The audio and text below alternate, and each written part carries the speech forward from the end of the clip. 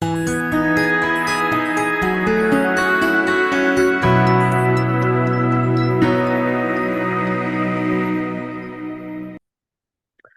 beautiful souls, and welcome to Bertena's Spiritual Sanctuary. I'm your host, Bertena, and I'm excited to have you join me today as we dive into the powerful world of the Divine Feminine Archetypes. In today's episode, we'll explore the three timeless archetypes that have guided and inspired women for centuries: the Maiden, the Mother, and the Crone. These archetypes are more than just symbols. They represent the phases of a woman's life and her spiritual evolution. They guide us to embrace our inner power, our inner wisdom, and our creativity at every stage of life. Whether you're in a season of new beginnings, a season of nurturing, or a season of reflection, there's something for everyone in today's discussion. So grab your favorite cup of tea, light a candle, and let's explore the sacred journey of the Divine Feminine. Let's start by diving deeper into what archetypes truly are. The term archetype originates from the Greek word arche, meaning original, and typos, meaning pattern or model. Archetypes are universal, recurring symbols of themes that exist in myths, stories, and cultures across the world. The concept of archetypes gained prominence thanks to the work of Carl Jung. He was a renowned Swiss psychologist that proposed that archetypes are part of our collective unconsciousness. Now, what that means is the collective unconsciousness is a shared reservoir of memories and experiences that we've inherited from humanity's past.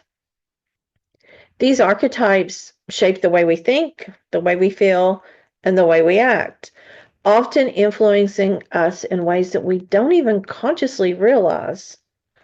When we think of archetypes, we might picture characters like the hero, the wise old man, or the nurturing mother. They represent roles, energies, and themes that resonate deeply within us, regardless of our culture, regardless of our upbringing. But the maiden, the mother, and the crone are three archetypes specifically tied to the divine feminine tradition. They are often called the triple goddess, and they represent three major phases of women's life. The first one is the maiden. She embodies the youth, the innocence, and the potential of new beginnings. Think back to when you were a maiden. The mother represents creation, nurturing, and abundance. The mother isn't always a mother of children. It's creation of things around us, nurturing of those around us, and the abundance. It can be fertility of the earth, fertility of the arts, and it can be fertility with a child. Are you in this phase right now? And then the crone. They symbolize wisdom, transformation, and endings that lead to new beginnings. Many times she is recognized as the older woman. But what's important to remember in these archetypes, they're not strictly chronological. While they do align with the natural stages of life, youth, maturity, and elderhood, they're also cyclical, and can be accessed at any time. For example, someone in their later years can channel the maiden's energy when embarking on a fresh start, just as a young person might embody the crone's wisdom in a challenging situation. Here's a better way to understand these archetypes. Think of them as mirrors reflecting different aspects of your own inner world. They provide insights into your strengths, into your challenges, and growth opportunities. By working with these archetypes, we can navigate life with more intention, drawing on the energy and guidance that we need for each moment. The cyclical nature of these archetypes mirrors the cycles of nature, the seasons, the phases of the moon, and the ebb and flow of life itself. Just as nature moves from spring to summer, to autumn and winter, so too do we cycle through the phases of discovery, creation, and reflection. The beauty of these archetypes is that they aren't limited to gender, age, or circumstances. They're universal and they exist within each person. They offer profound wisdom when you really take the time to explore them. Whether you feel called to the maiden's curiosity, the mother's nurturing embrace, or the crone's deep wisdom, these archetypes can guide you on your spiritual journey. So, as we move into the next section, I encourage you to think about your connection to these archetypes. Take out your journal for a moment and write about how you felt the maiden spark of excitement for a new adventure. Have you experienced the mother's deep sense of care and creation? Or have you sought the crone's wisdom during times of change or challenge? Now, as you continue to write these, we're going to continue to explore each archetype in greater detail to uncover the lessons and gifts that they offer us. Now, let's begin with the maiden. The maiden archetype embodies youth, curiosity, and the boundless energy of new beginnings. She's the spirit of springtime, bursting with fresh potential and unrestrained enthusiasm. Her energy aligns with the waxing moon, and that's a time when the light is growing, symbolizing growth, possibilities, and forward movement. The element of air further enhances her qualities, representing intellect, ideas, and communication. The maiden is playful, she's adventurous, she's the fun part of your soul. She's the one that's unafraid to dream big, to take risks, and to explore the unknown. She thrives on possibility, seeing life as an open field filled with opportunities. In mythology, the maiden is often represented by goddesses who embody purity, potential, and self discovery. A perfect example is Persephone from Greek mythology. As the daughter of Demeter, Persephone begins her journey as an innocent maiden, gathering flowers and enjoying the freedom of youth. However, her abduction by Hades and eventual transformation into queen of the underworld reflects her journey into self awareness and power. She is a powerful metaphor for stepping into adulthood and embracing one's shadow side. Another examples include Artemis, the Greek goddess of the hunt. She symbolizes independence and fierce individuality. And Brigid, the Celtic goddess of poetry, healing, and inspiration, represents the creative spark of the maiden's energy. Many fairy tale characters like Cinderella or Moana often embody this archetype as their stories revolve around stepping into their potential and discovering who they truly are. The maiden archetype is also deeply connected to creativity. Think about that spark of inspiration that drives you to paint, write, or build something new. Her energy invites you to explore without fear or failure and helps you see every step as part of the journey rather than focusing solely on the end or the destination. The maiden's energy is most apparent during our times of transition or when we're embarking on something new, like starting a new job, learning a new skill, moving to a new town. She's present in moments of joy and playfulness, when we let ourselves dance in the rain, when we let ourselves laugh uncontrollably, when we let ourselves try something simply because it sounds like it's fun. Even as adults, we can access the maiden's energy by allowing ourselves to dream without judgment. Her presence reminds us that life isn't just about responsibilities and outcome, it's about the joy of the process. Now, how can you embody the maiden? So, embodying something is bringing it to action, bringing it to you, making it part of you. So, to connect with the maiden's archetype or to embody her, you can embrace curiosity, explore anything you want, rediscover play. Play like you were a child, draw, jump rope, play an instrument. Just allow yourself to have fun. Step into adventure. Take some risks. Be like the fool in the tarot. Take some risk, even though you're unfamiliar. Sign up for a class, just anything that gives you excitement. Now, think about this. I would like for you to reflect on a time when you felt most alive and full of possibility. What were you doing? How can you bring some of this energy back into your life today? Now, with each of these archetypes, there is the shadow side. And while the maiden archetype is filled with light and optimism, it's important to acknowledge her shadow side. She can sometimes embody naivety, indecision, or even a fear of commitment. When we're overly focused on freedom and exploration, the maiden may struggle with taking responsibility or really staying grounded.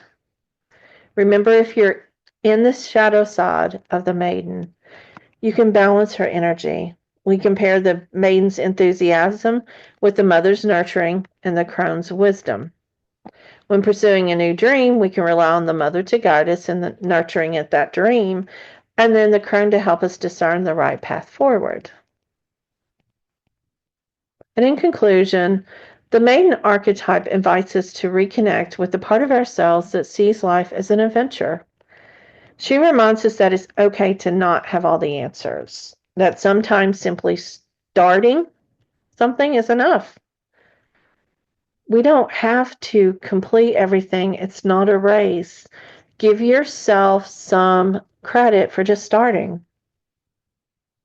And when we embody the maiden, it lets us dream freely. We then begin to explore everything, all of our potential, and then we can embrace the unknown with joy. But as we move forward in this discussion, think about where the maiden's energy is alive in your life. Are you embarking on a new journey? Are you trying something new? Are you rediscovering your playful side? Remember to let her guide you into the uncharted territory with courage and with curiosity.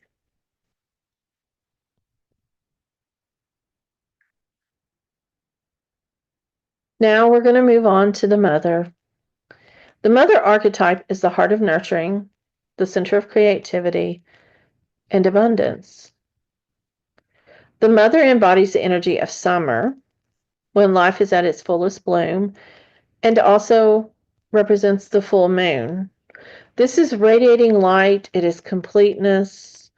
She is powerful.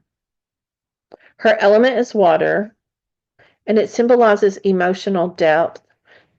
It represents her intuition, and it represents her power to sustain life. The mother archetype is the phase of life where we step into a role of giving and creating. This might focus on raising children. It might focus on cultivating friendships, family relationships, contributing to your community, creating art, or anything like that. She represents the peak of life's vitality, the stage where we pour ourselves into something meaningful, whether it's nurturing others or manifesting our dreams. In mythology, the mother archetype is often portrayed by powerful, life-giving figures. One of the most prominent examples is Demeter, the Greek goddess of the harvest. She nurtures the earth, and she ensures its fertility. But her story also reminds us of emotional depths of the mother, her grief over the loss of her daughter Persephone, who we spoke about earlier, representing the maiden, and her loss to her daughter to the underworld brings about winter, showing how the mother archetype holds the duality of creation and also of loss. Another powerful figure is Gaia, the Mother Earth in Greek mythology. Gaia is the ultimate source of life. She represents the Earth's ability to sustain and support all living beings. She reminds us that nurturing is a natural and sacred part of existence. In other traditions, we have figures like Kuan Yin, the Buddhist Bodhisattva of compassion. She definitely embodies the mother's endless capacity for love and for caring and for compassion. Parvati, the Hindu goddess of devotion and motherhood, balances nurturing with strength. Now, the mother archetype is often associated, as I said, with creation and fertility. Many times, women who cannot have children or choose not to have children are kind of thrown off by the mother. Remember, it may be giving birth to children, but it's also projects and ideas. We bring things into being. It's alchemy, it's magic. The mother's also very nurturing, where we care, we support others, and we even foster this care in ourselves to help us grow. We take care of ourselves. We are at the point in our lives where we're like, okay, I'm going to say no, I'm going to set some boundaries. And then that leads to the emotional depth. The mother feels deeply, she's attuned to the needs of others, but she's also attuned to what she needs. And she represents abundance. She symbolizes generosity, gratitude, and the cycles of giving and receiving. Many times we forget about the receiving aspect.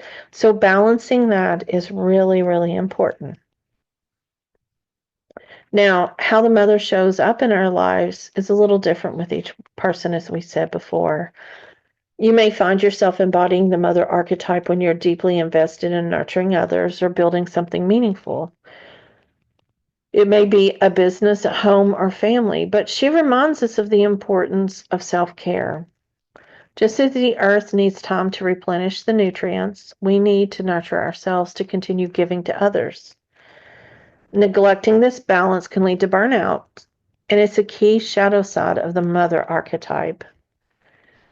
Remember, to embody the mother, we need to nurture ourselves, take time in nature, enjoy a long bath, journal, meditate, fill your own cup, because the more that you fill yourself, the more you have to give to others. Create something, care for others, and celebrate abundance. Practice gratitude for the abundance in your life. Focus on what you have rather than what you lack. That is a big aspect of the mother. Now, the shadow side of the mother is very intense. The overactive mother gives too much. She neglects her own needs. And then this leads to exhaustion. It leads to resentment, and it leads to a loss of self-identity. On the other hand, an underactive mother may struggle to connect emotionally, or they may feel disconnected from their ability to nurture and create. Recognizing these patterns can help us realign with the healthy aspect of the mother archetype.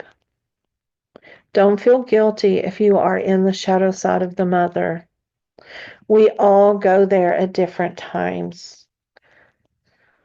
The big thing there is to balance, give and receive, nurture and replenish. Take care of yourself. And sometimes when you have a hard time connecting emotionally or you feel disconnected, start off something with just making yourself happy. Start off with doing something that maybe smiling at someone as you walk by, giving someone a hand when they need it. If you have a hard time creating, sit down and just start coloring. Don't put these expectations on you that no one is putting on but you. So in conclusion, with the mother teaches us the importance of balance. She reminds us that life's greatest joy can often come from creating and supporting others, but we also have to care for ourselves. We have to care for ourselves to keep this energy going. Now, what I would like for you to do is take your journal out and take a moment to reflect on these questions. How does the mother archetype show up in your life? Are you creating or nurturing something right now? Are you feeling called to deepen your connection with the energy through self-care and creativity?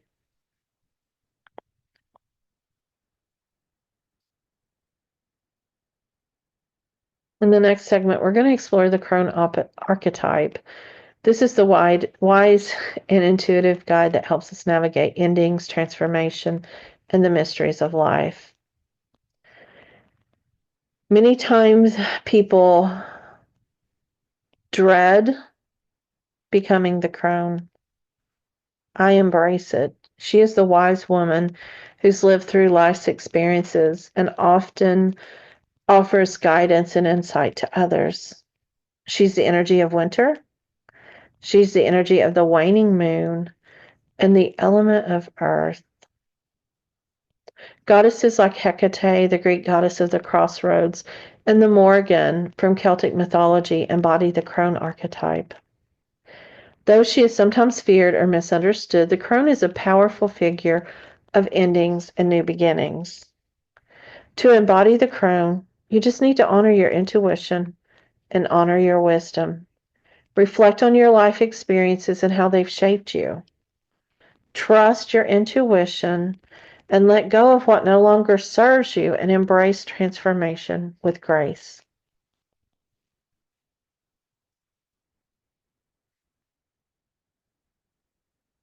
In mythology, the crone appears as a powerful figure.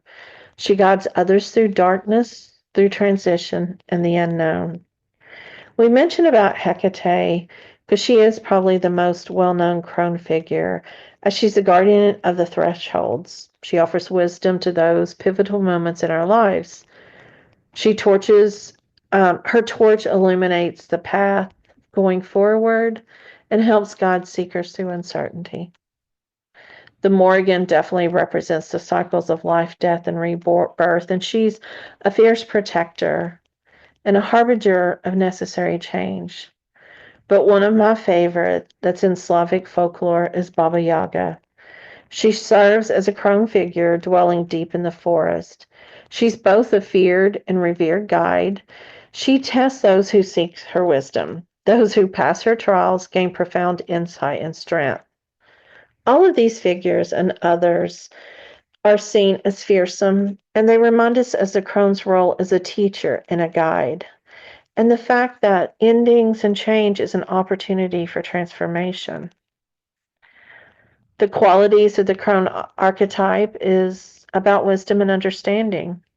Wisdom through experience, trusting your intuition and inner knowing, releasing what no longer serves us through transformation. But to me, it's the connection to the sacred. The crone is deeply connected to the spiritual realms. She offers guidance, healing, and access to the universal truths. She really, with the connection of the spiritual realms, she allows us to let go of things, a relationship, a job, or even an outdated version of ourselves. The crone's wisdom comes to us in quiet moments of clarity. She may show up as an inner voice urging you to trust your intuition or a sense of calm amidst chaos, reminding you that everything is part of a larger cycle. The crone's particularly important during the later stages of life, but her energy is accessible to everyone at any age. Whenever you face a crossroads or a major change, the crone is there to guide you. Remember with her, seek solitude. Introspection and solitude, time alone, free from distractions, allows you really to connect with her and your inner wisdom. Now, the shadow side of the crone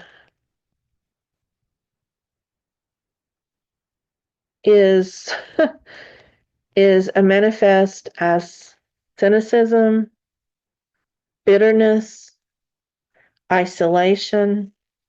She's overly critical and she's resistant to change. And this is a really sad life when you think about an unbalanced crone. She has the wisdom and she has the energy, but it pushes her to the shadow side. But then there's other people who hear of the negativity of the crone and they avoid the crone's energy altogether. They fear the introspection. They fear the intuition. They fear the change that she brings. So, whenever you want to embrace the crone, it requires courage and a willingness to face endings with grace. To balance her energy, the crone with the maiden's curiosity or the mother's nurturing is the best way to pair it. For example, when letting go of something, use the maiden's energy to envision new possibilities, or the mother's love to nurture yourself through the process. The crone archetype is a powerful guide for transformation. It offers us the wisdom and the strength to navigate life's endings and their transitions. She reminds us that every ending is also a beginning, and within every challenge, there lies an opportunity for growth. Now, get out your journal and take a moment to reflect. Where is the crone's energy present in your life?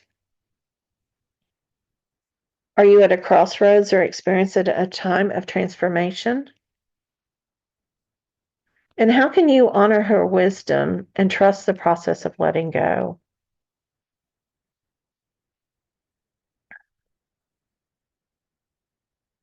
As we close today's episode, I invite you to reflect on which archetype resonates with you most right now. Are you in a season of discovery like the maiden, a season of nurturing like the mother, or a season of reflection like the crone? Wherever you are, know that you're exactly where you need to be. Stay connected to your inner power, and as always, thank you for joining me on this journey into the divine feminine. If you enjoyed today's episode, please subscribe, leave a review, and share it with someone who you think might benefit from this wisdom.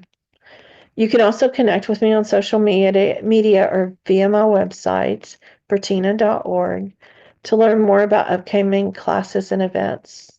And until next time, stay connected with your inner power and remember the sacred energy of the maiden, the mother, and the crone within you.